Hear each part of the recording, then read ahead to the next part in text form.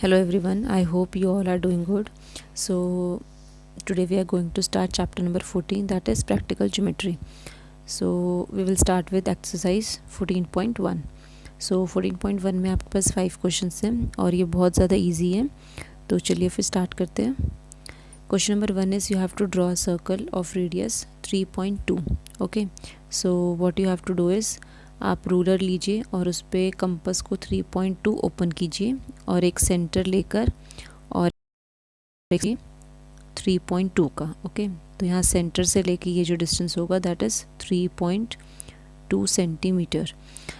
इसमें आपके पास ये जो सेंटर आप इसे ओ बोल सकते हैं और यहाँ पे जो रेडियस है ये आपके पास क्या होगा ए. ठीक है, नाउ ये फर्स्ट क्वेश्चन हो गया. Now come to second question. Second question is with the same center O, draw two circles of radii 4 cm and 2.5 cm. So इस क्वेश्चन के लिए आप क्या करेंगे कि आपको सेम सेंटर से दो सर्कल ड्रॉ करने हैं. तो एक बार आप क्या कीजिए कि अपने जो रूलर की हेल्प से अपना कंपास जो है वो 4 सेंटीमीटर ओपन कीजिए और ये सेंटर लेकर और 4 सेंटीमीटर का सर्कल ड्रॉ कीजिए. उसके बाद आप क्या करिए, फिर से रूलर लीजिए और कंपास को कितना खोलना है आपने 2.5. वही सेम सेंटर लेना है और आप 2.5 का सर्कल ड्रॉ कीजिए. ठीक है, तो सेंटर से लेके जो डिस्टेंस होगा that is 2.5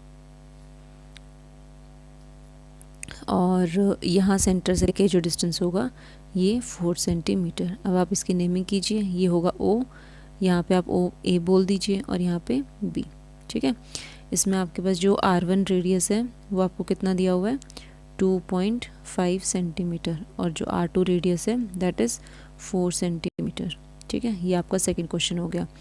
now come to third question. Third question is draw a circle and any two of diameter. You have to draw a circle और फिर उसके आप कोई डायमीटर्स ड्रॉ कीजिए. If you join the end of these diameters, now you have to join the ends of the diameter, then what figure is obtained, right? Or what figure is obtained if the diameters are perpendicular to each other and how do you check your answer? ठीक है, तो चलिए फिर ये question करते हैं. थोड़ा सा इंपॉर्टेंट हो जाता है ये क्वेश्चन. इसमें आप क्या करेंगे, आप किसी भी रेडियस का थोड़ा सा कंपास खोलकर और एक सर्कल ड्रॉ कीजिए. ये आपका सेंटर है. ठीक है, तो अब आप क्या कीजिए कि जो डायमीटर्स हैं आप वो इस तरह से क्रॉस में बनाइए.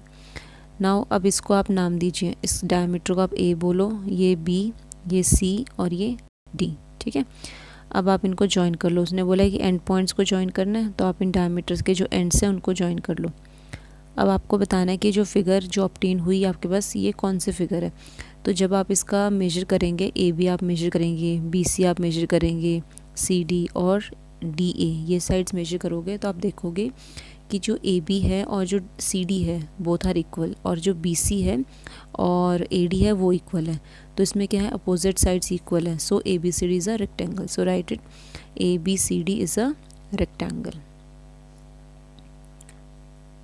ओके, नाउ इसी क्वेश्चन में आपको क्या बोला है कि अगर आप इसके जो डायमीटर्स हैं वो एक दूसरे के परपेंडिकुलर बनाते हैं तो क्या होगा.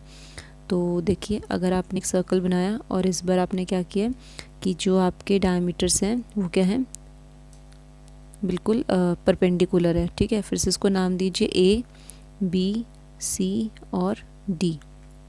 अब फिर से आप इसके जो एंड पॉइंट्स हैं उनको आप ज्वाइन कीजिए.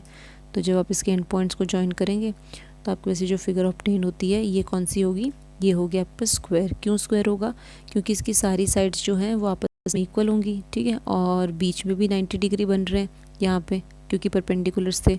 और ये जो एंगल्स हैं, जो सी एंगल है, बी एंगल है, ए एंगल है और डी एंगल है, ये भी क्या होंगे 90 डिग्री.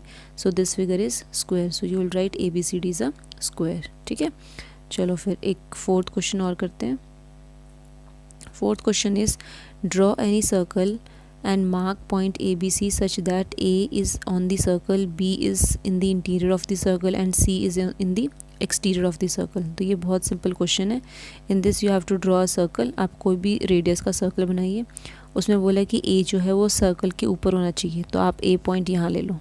ठीक है, फिर बोला है B उसके अंदर होना चाहिए, तो B आप उसके अंदर ले लो.